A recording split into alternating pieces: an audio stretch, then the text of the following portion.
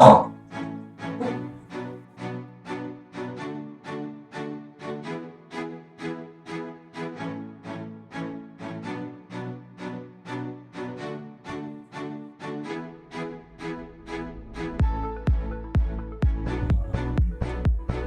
দেখো একদম ফ্রেশ ধনেপাতা।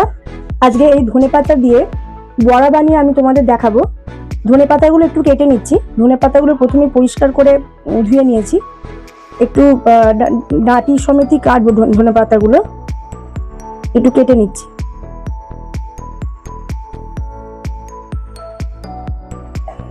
দিচ্ছি কালো জিরে, 1 চামচ কালো জিরে দিলাম। দিয়ে দিচ্ছি কাশ্মীরি লাল লঙ্কা গুঁড়ো,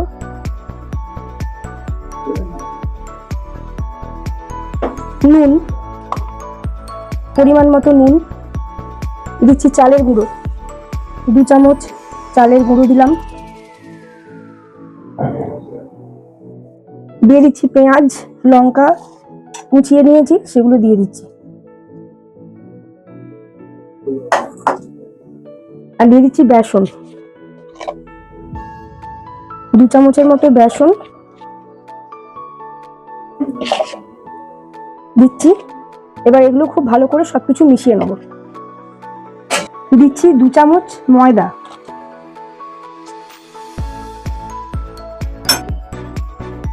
দিচ্ছি অল্প একটু বেকিং সোডা, দিয়ে সবকিছু একবার একটু মিশিয়ে নেবো ভালো করে। এবারে একটা ফ্রাইং প্যানে দিচ্ছি বেশ খানিকটা সর্ষের তেল। এটা কিন্তু সর্ষের তেলেই করতে হবে, সর্ষের তেলেই টেস্ট বেশি ভালো হয়। তেলটা একটু গরম হয়ে যায়, এই বড়াগুলো ছাড়ছি তেলে।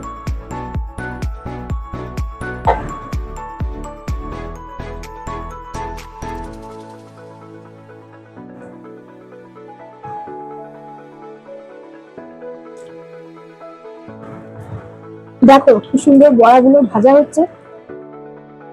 আর ধনেপাতার বড়া ভীষণ ভালো লাগে খেতে। ভাতের সাথে শুধু মুখেও, ভাতের সাথেও ভালো লাগে, আবার শুধু মুখেও খাওয়া হয়ে যায়।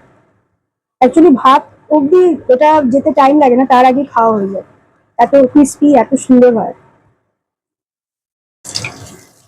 একটু উল্টে পাল্টে ভেজে নিচ্ছি।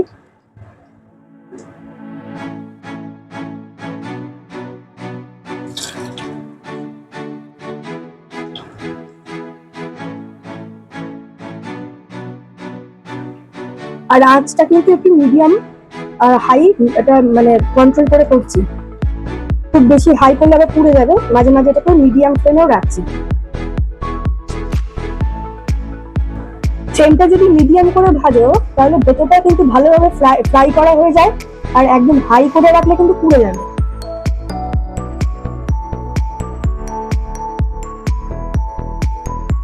আর এই ধনেপাতার বড়াগুলো কতটা ক্রিস্পি হয়েছে আমি ভেঙে দেখাচ্ছি।